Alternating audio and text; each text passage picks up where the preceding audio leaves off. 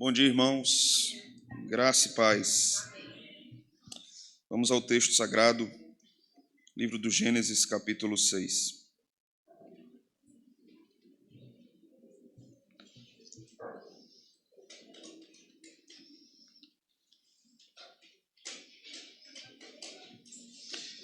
Leremos todo o capítulo e aqui começaremos a estudar as narrativas do período de Noé.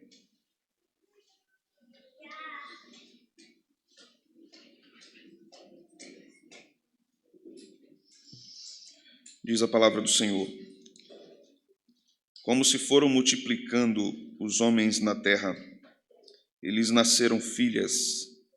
Vendo os filhos de Deus que as filhas dos homens eram formosas, tomaram para si mulheres, as que entre todas mais lhes agradaram. Então o Senhor disse: o meu espírito não agirá para sempre no homem, pois este é carnal, e os seus dias serão 120 anos. Ora, naquele tempo havia gigantes na terra, e também depois, quando os filhos de Deus possuíram as filhas dos homens, as quais lhes deram filhos, estes foram valentes, varões de renome na antiguidade.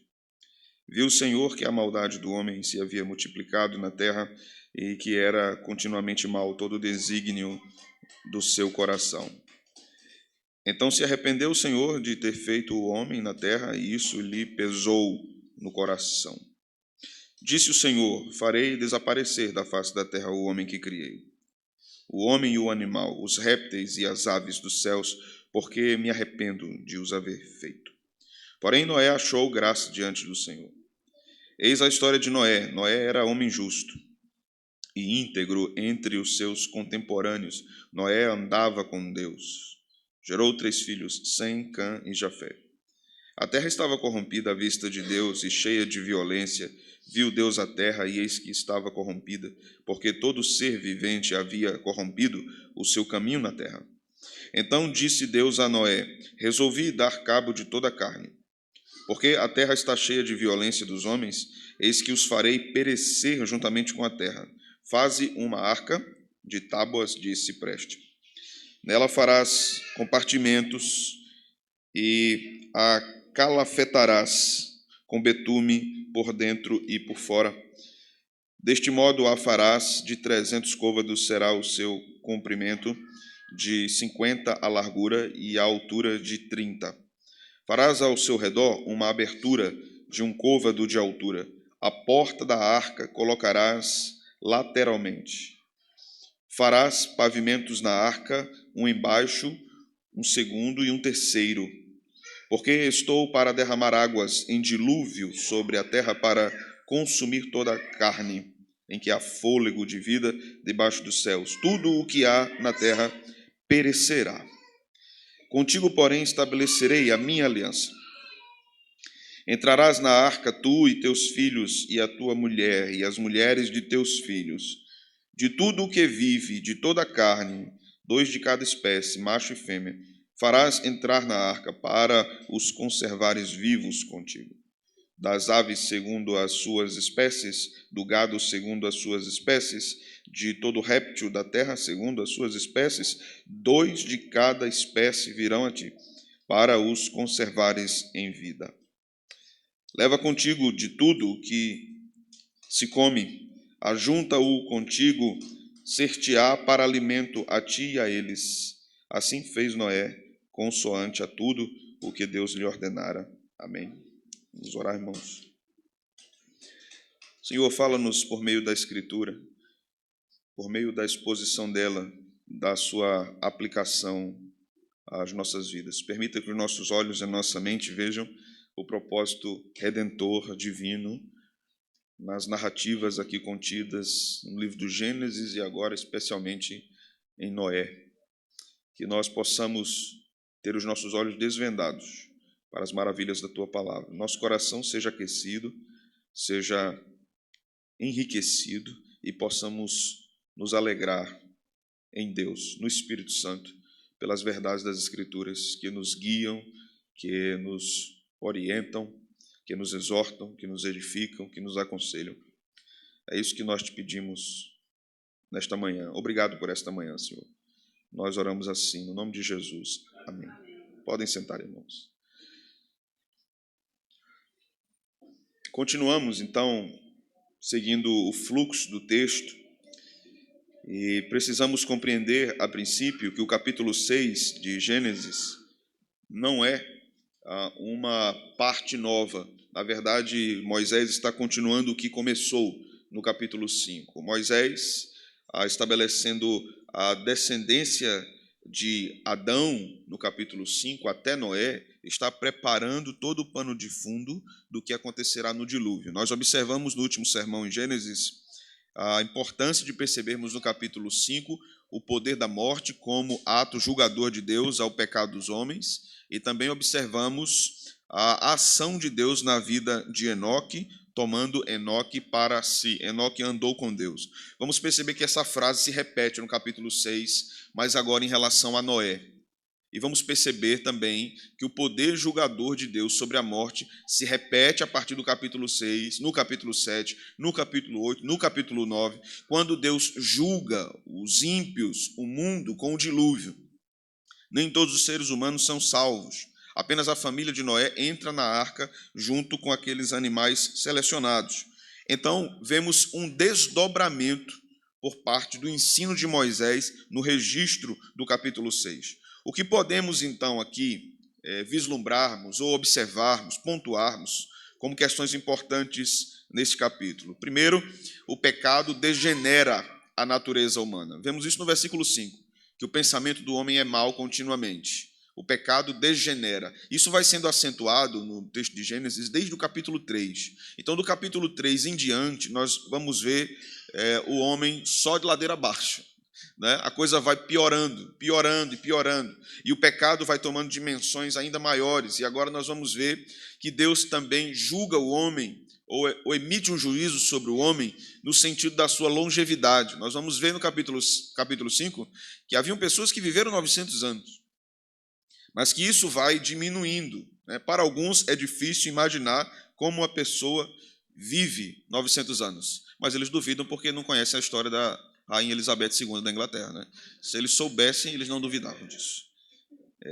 E dizem que ela não está morta, ela está escondida. A segunda coisa que nós observamos aqui é que a iniquidade da humanidade tende a aumentar e não a diminuir. O mundo não vai melhorar, ele vai piorar.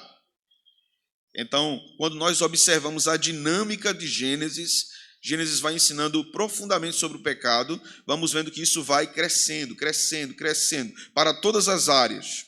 A única solução para o crescimento do pecado, para o espaço que o pecado adquire, podemos dizer assim, na criação, é a redenção.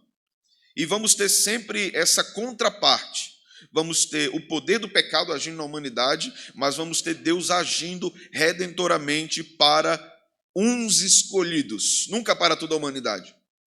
Então, não é forçar o texto, mas é observar claramente o que o texto vai dizendo, que desde Gênesis, o texto sagrado vai mostrando que Deus tem um povo. Isso não foi Paulo que inventou. Isso não mostra-se apenas com Pedro na primeira epístola.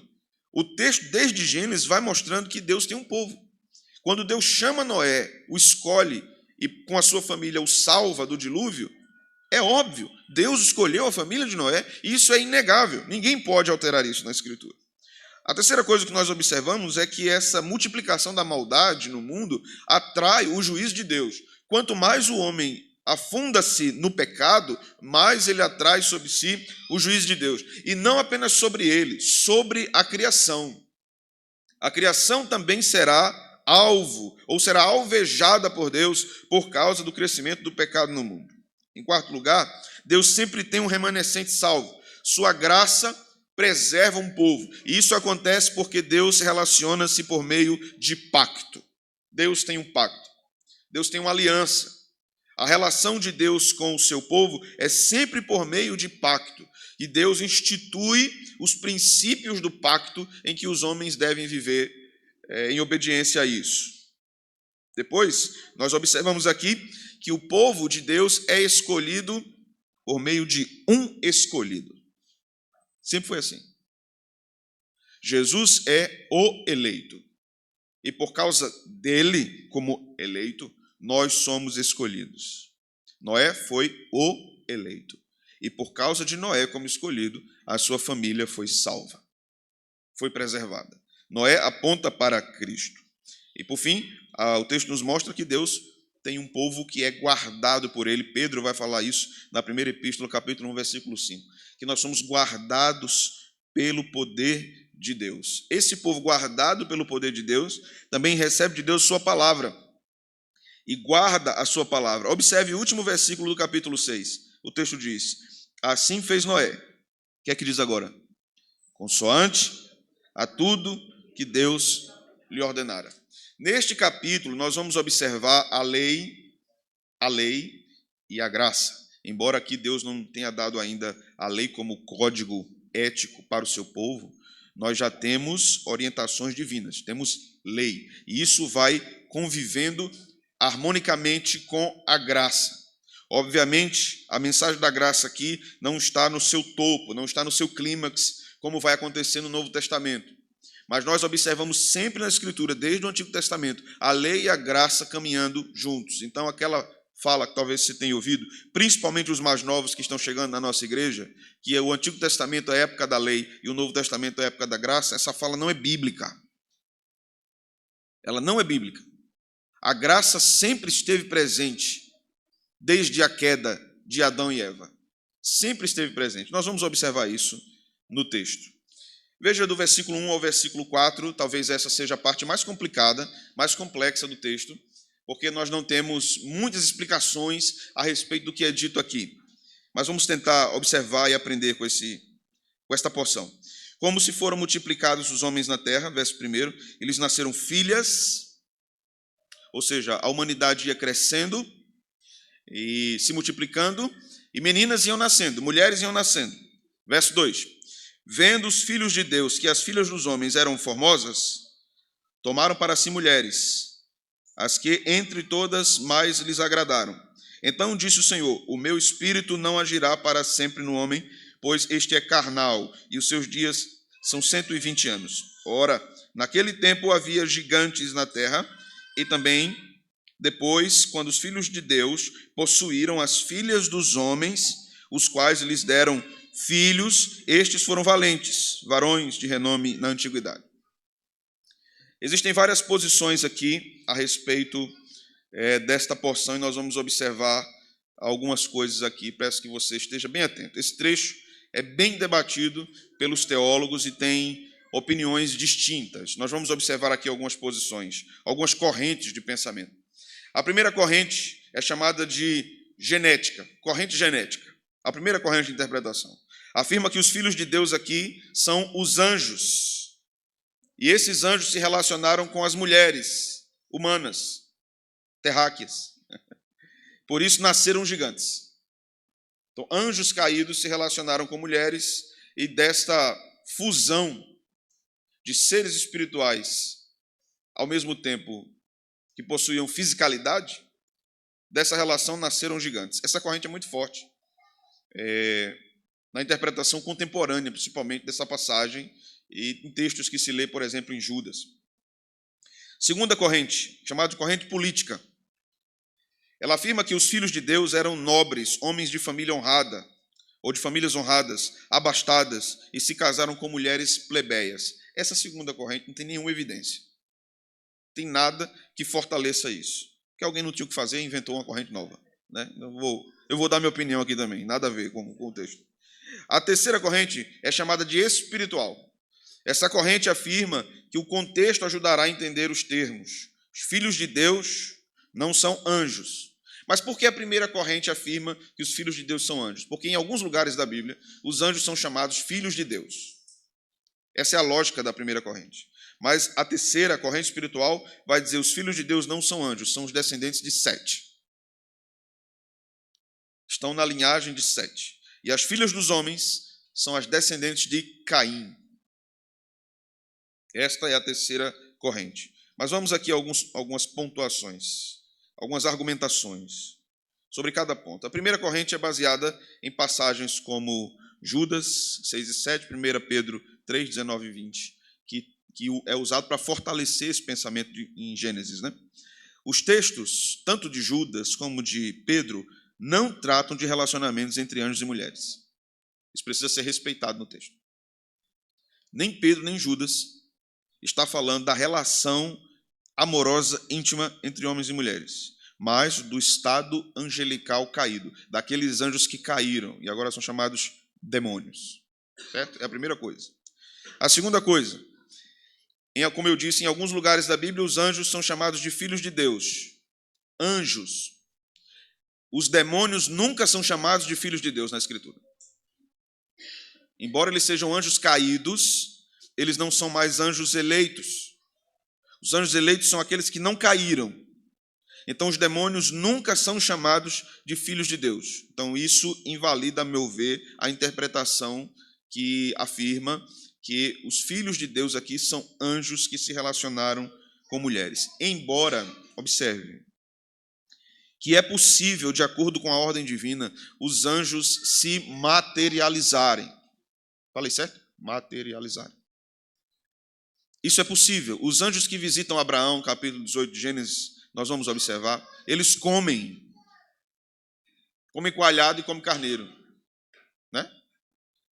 Então, nós observamos que é possível anjos se materializarem. Um anjo destruiu milhares de pessoas. Então, ele fez isso na força de sua espada. É possível anjos se materializarem. Mas isso não corrobora também essa interpretação de que anjos caídos se relacionaram com mulheres e então nasceram gigantes. A terceira coisa é que Jesus ensina que os anjos não se relacionam com homens. Serão como anjos, que não casam e nem são dados em casamento. Então, o que se aplica aqui, no que Jesus está dizendo, aos anjos, também se aplica aos anjos caídos. Eles não têm relacionamentos amorosos. Isso está em Mateus 22, 30. Como disse, a segunda corrente não tem nenhum sentido, mas a terceira parece ser a mais coerente com o texto. Por quê? Porque o capítulo 5 está frisando, sublinhando a descendência de Sete.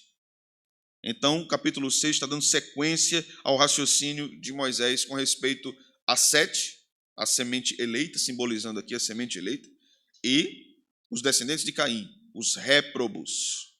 Essa é a lógica do texto mais próxima a uma leitura mais fixada no próprio texto. Então, nós depois disso, aos próximos versículos. Veja o versículo de número 5. A partir daqui, nós temos a multiplicação ou a multiplicidade da maldade humana e o juízo de Deus. Do 5 ao 11, nós lemos: viu o Senhor que a maldade do homem se havia multiplicado na terra e que era continuamente mal todo o desígnio do seu coração. O termo viu o Senhor não significa que antes o Senhor não tinha visto. Este é um antropomorfismo, certo? Ou morfismo, forma, antropos, homem. Então Deus vai revelando sua vontade, se adaptando à nossa linguagem. Então Deus viu, Deus contemplou que a maldade no homem se multiplicou. Da mesma forma, quando o texto diz que a sua destra está estendida, que os seus pés estão na terra, as suas narinas recebem oferta. Então Deus não tem narinas, Deus como espírito. Isso é chamado de antropomorfismo. O verso continua aqui no verso 6. Então se arrependeu o Senhor de ter feito o homem na terra, e isso lhe pesou no coração. Este é um outro problema, né? Deus se arrependeu. Em outro lugar, Moisés vai dizer que Deus não é homem para que minta, nem filho de homem para que se arrependa. E como o texto está dizendo aqui que Deus se arrependeu, não apenas aqui, em outros lugares da Escritura. Não podemos generalizar a interpretação de arrependeu-se Deus para todos os lugares da Escritura, mas aqui nós precisamos determinar o sentido dessa palavra pelo contexto. Nós não temos uma palavra adequada em português para traduzir esse vocábulo no hebraico, esse texto no hebraico. Então, observe que o arrependimento de Deus aqui está relacionado ao peso do seu coração, certo? No verso 7, o texto diz: porque me arrependo de haver feito o homem. Então, o arrependimento está ligado ao peso, à tristeza, à decepção de Deus com o que a humanidade estava vivendo e como o pecado está desolando tudo na criação. Então, arrependimento não tem a ver aqui com o que entendemos por arrependimento. Por quê? Porque só se arrepende quem erra. Só se arrepende quem peca.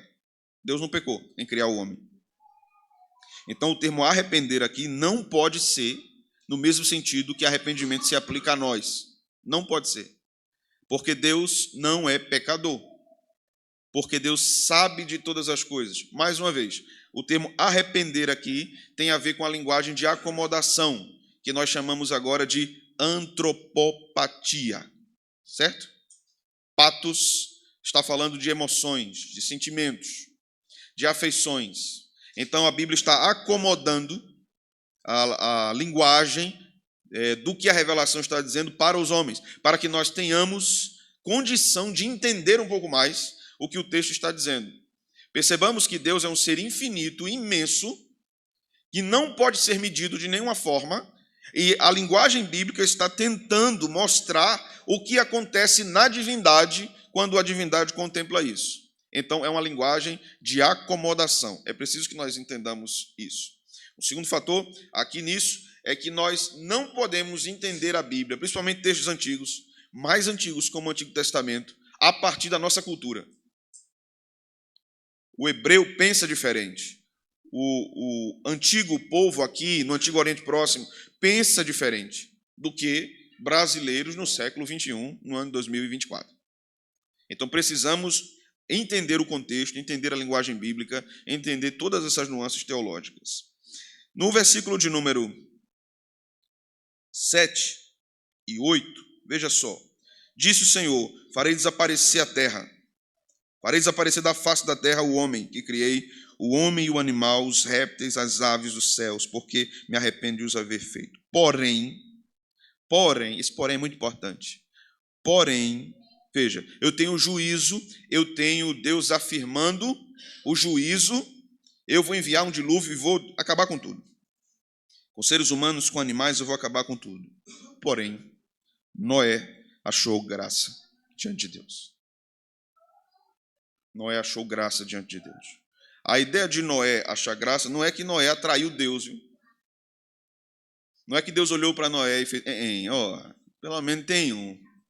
E o nome dele é Noé, tão bonitinho, consolação. Não, Noé foi alvo da graça de Deus. Essa é a leitura do texto.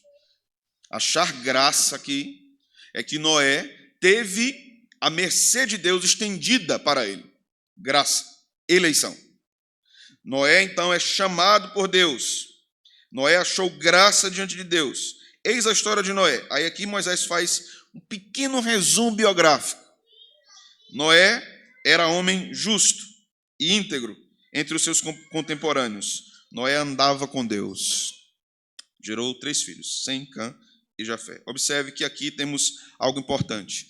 A integridade, a justiça de Noé só eram possíveis por causa da graça que lhe alcança. Noé não promove aqui a sua salvação. Deus não olha para ele e diz: rapaz, olha, eu estou decepcionado com todo mundo, mas você é um cabo bom. Você me deu esperança, Noé. Ele só era justo e íntegro por causa da ação de Deus, do Espírito de Deus, na vida dele. Por isso, então, ele é preservado. Deus sempre preserva sua igreja diante do caos instalado no mundo. Deus sempre preserva. A arca aqui é um símbolo de preservação do seu povo naquele período histórico. Mas veja agora a partir do verso 11. A terra estava corrompida à vista de Deus e cheia de violência. Agora nós vamos ter uma repetição do que acontece no pensamento da divindade a partir do verso 11. Nós vamos ter Moisés aqui está repetindo o argumento. E ele está refinando o argumento. Isso é característico das narrativas de Moisés e da literatura hebraica. Verso 12. Viu Deus a terra, e eis que estava corrompida. Veja o verso 5. Viu o Senhor a maldade do homem que havia multiplicado. Veja segunda parte do verso 12. Porque todo ser vivente havia corrompido o seu caminho. Veja a segunda parte do verso 5. Se havia multiplicado na terra, que era continuamente mal o desígnio do seu coração. No verso 5 nós temos um foco no homem. No verso 12 nós temos um foco no homem e em toda a criação. O pecado estava alastrado por todos os lugares. Por isso que o dilúvio foi geral. Não foi local. Porque o pecado estava em toda a terra. Então Deus ia agir purificando toda a terra. Verso 13. Então disse Deus a Noé: resolvi dar cabo de toda a carne. Veja que antes Moisés relata o que Deus estava falando. Veja só, no verso 3. Então disse o Senhor: o meu espírito não agirá para sempre no homem. No verso 3, Moisés está mostrando uma conversação dentro da Trindade. Deus está falando consigo mesmo na Trindade. Pai, Filho e Espírito Santo, num conselho para a emissão de juízo ao homem. Mas aqui no verso 13, Deus, então, a Trindade, está falando com Noé. O que foi resolvido? O resolvi está no verso 3.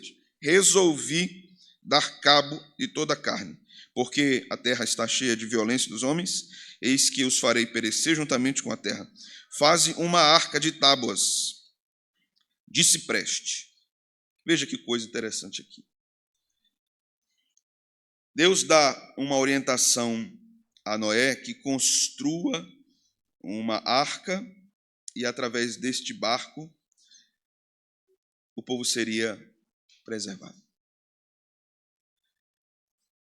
A arca tinha uns 130 metros de comprimento, 22 metros de largura, 13 de altura, 3 compartimentos, 3 andares.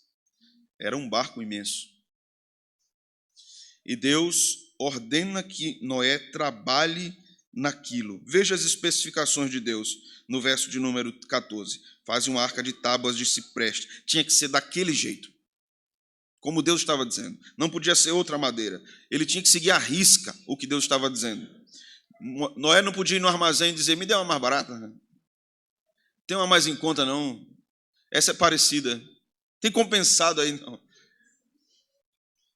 Nela farás compartimentos e a calafetarás com betume por dentro e por fora.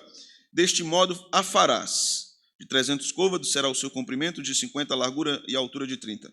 Farás ao seu redor uma abertura de 1 côvado de altura.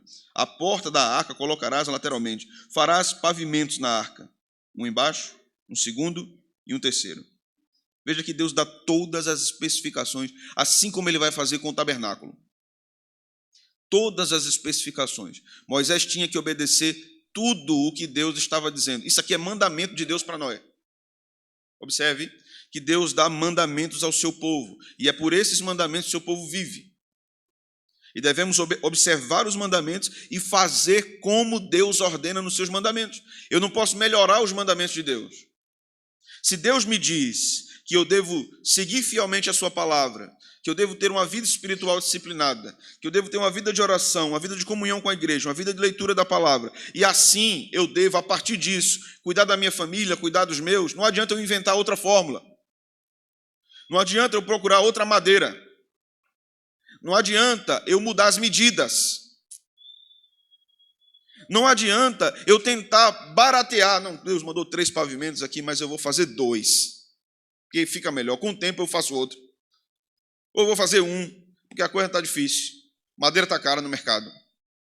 Não, o Senhor nos convida a fazermos como Ele diz na sua palavra. Se você deseja, e eu sei que deseja, a bênção de Deus sobre sua vida, a bênção de Deus sobre sua família, a bênção de Deus sobre sua caminhada cristã, seja obediente.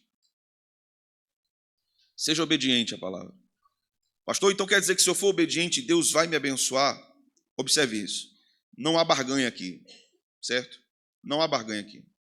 Mas Deus promete na sua palavra, por meio da graça, que se o seu povo for obediente, Ele o abençoará, por meio da graça. não por meio das obras do povo. Não é porque eu obedeço que Deus me abençoa, mas eu só obedeço porque Ele me dá condições espirituais de obedecer, porque eu não posso fazer isso por mim mesmo. Noé achou graça diante de Deus. E porque Noé achou graça diante de Deus, ele fez consoante tudo que o Senhor ordenara. Da mesma forma, observamos os 10 mandamentos. Deus não diz apenas, olhe, não faça imagem, não adore, honre o meu nome, não invoque o meu nome em vão, guarde o dia do sábado para o santificar, guarde todos os mandamentos. O texto não começa aí. O texto começa assim, eu sou o Senhor teu Deus, que te tirei da terra do Egito, da casa de servidão.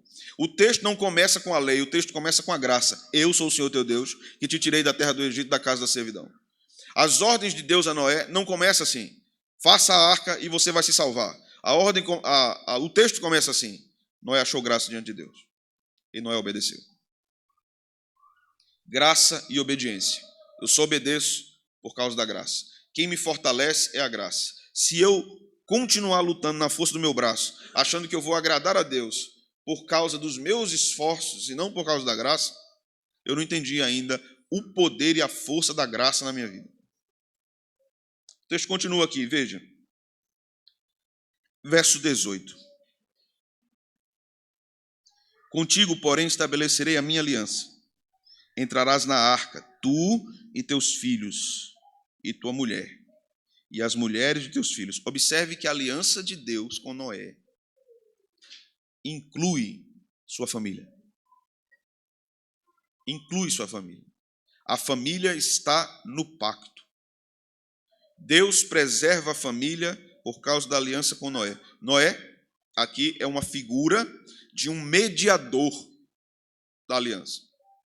É com ele que Deus trata e a família é beneficiada.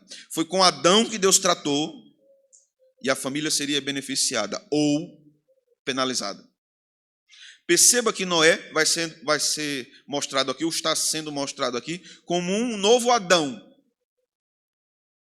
Deus faz uma aliança com Adão, Adão quebra a aliança. Deus está fazendo uma aliança com Noé, dizendo, contigo estabelecerei a minha aliança. Isso vai se repetindo em Gênesis.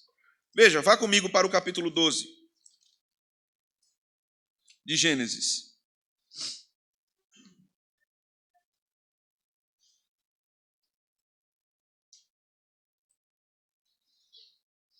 Veja do versículo 1 ao versículo de número 3.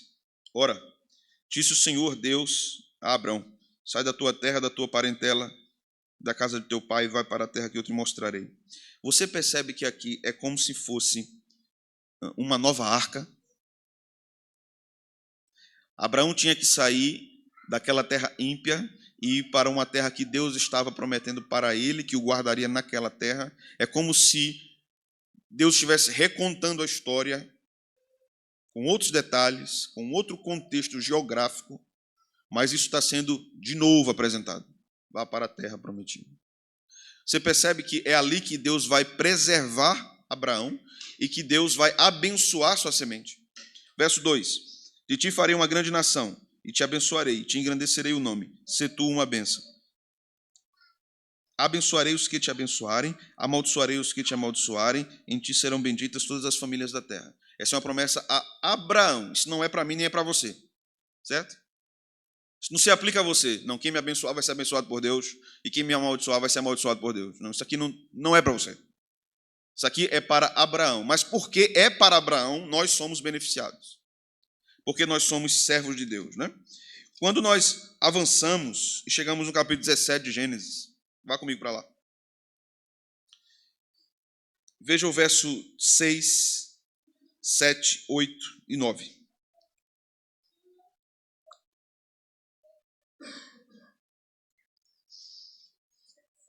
Sete, 17, 6. Far-te-ei fecundo, extraordinariamente. De ti farei nações, os reis procederão de ti. Estabelecerei a minha aliança entre mim e ti. O que é que diz agora? A tua descendência no decurso das gerações. Aliança perpétua, para ser o teu Deus e da tua descendência. Dar-te-ei e a tua descendência a terra das tuas peregrinações, toda a terra de Canaã, em possessão perpétua, e serei seu Deus. Percebe que o ciclo está se repetindo? Deus preserva Noé, preserva sua família, faz aliança com Noé. A família de Noé está incluída nessa aliança. Deus vai minguar as águas do dilúvio. Noé será preservado com a sua família numa nova terra. Coloque aspas aí. Aqui Deus diz que estabelece aliança com Abraão, preserva a sua família, preserva a sua vida, coloca Abraão numa nova terra e faz aliança com os seus descendentes. Você percebe como a família é importante no plano redentor de Deus? A sua família é importante no plano redentor de Deus. Porque as nossas famílias, mesmo com todos os seus percalços, dificuldades, mas quando nós estamos servindo ao Senhor, isso é um cumprimento da promessa de Deus a Abraão. Um cumprimento na igreja, de forma mais alta, o cumprimento disso é a própria igreja, que é a grande família de Deus. Veja o verso 9. Disse mais Deus a Abraão, guardarás a minha aliança. O que é que diz agora? Tu e a tua descendência. No decurso, isso vai se repetindo em Gênesis, vai se desdobrando.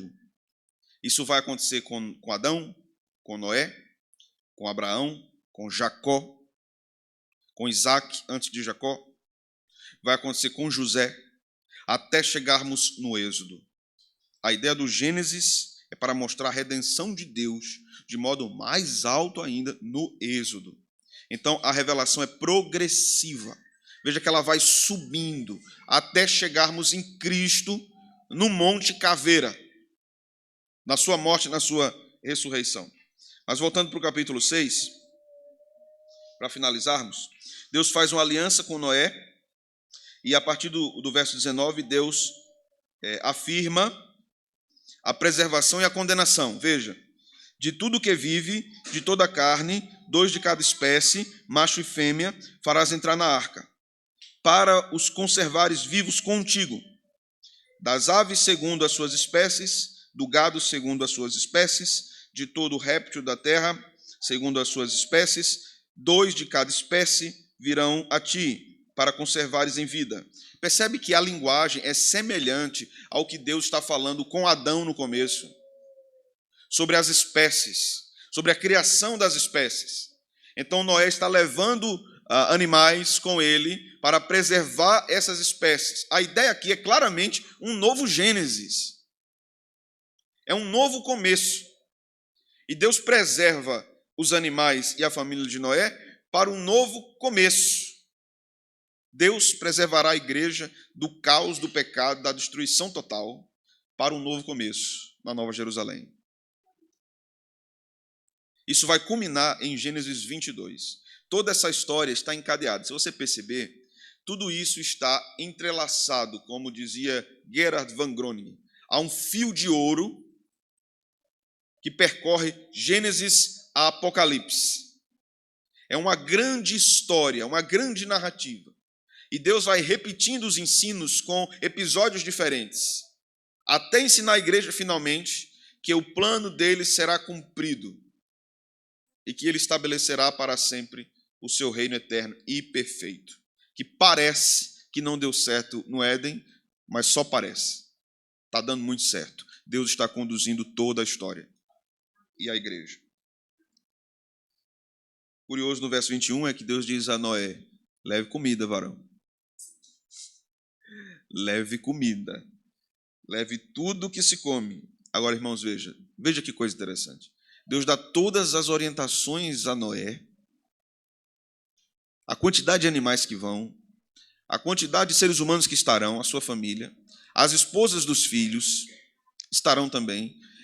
E quando Deus diz, leve comida, Noé tinha que levar este alimento para aquele período do dilúvio. Deus não deixou Noé sem comida, porque senão ia morrer todo mundo na arca. Deus tem um tempo exato para fazer as coisas. E Deus tinha um tempo exato para cessar o juízo, preservando em todos os termos a família de Noé, em todos os termos. Em termos físicos, em termos alimentares, em todos os termos. Até em termos higiênicos, porque imagina, bom ar não dava jeito na arca não, irmãos. Podia comprar 20 mil caixas de Bom Ai, não dá. Não tinha como. Era fedorento. 40 dias. Era fedorento. Deus sabia como preservar aquele povo naquele período específico. Deus nos lembra que Ele nos preserva também em todos os períodos da nossa caminhada. Mesmo no meio das dificuldades, mesmo no meio das tormentas, mesmo no meio de falta de perspectiva, mesmo no meio do juízo, Deus preserva seu povo. Deus visita o mundo ainda com juízo. Não da mesma forma que foi no dilúvio. Mas todo o juízo de Deus emitido sobre o mundo hoje não há de se comparar com o juízo que virá, o juízo final. Mas enquanto a igreja militante estiver aqui servindo a Deus, Deus a preservará. E o que cabe a nós, finalmente, para finalizarmos aqui, fecharmos esse sermão? O que cabe a nós? Assim fez a igreja. Verso 22. Consoante a tudo que Deus lhe ordenara. Isso é o que cabe a nós. Seguirmos as orientações bíblicas. Por isso nós afirmamos somente as Escrituras. Só a Escritura. O que cabe a nós, o que nos basta é a palavra de Deus apenas. Não precisamos de inovação. Não precisamos de meios carnais. Precisamos das Escrituras, precisamos do Evangelho. Precisamos dos mandamentos de Deus. Precisamos viver isso. Precisamos aprender isso. E Deus, então, fará tudo chegar a bom termo. Vamos orar?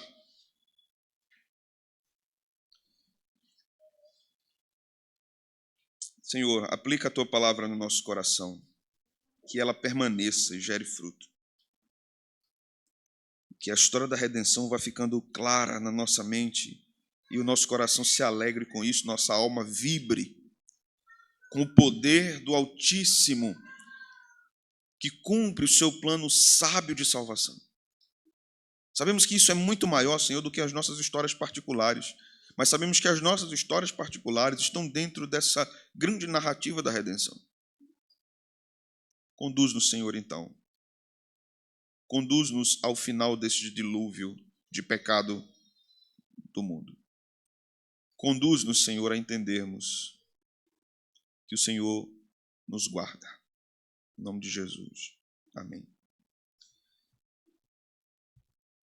Que a graça e a paz do Senhor Jesus Cristo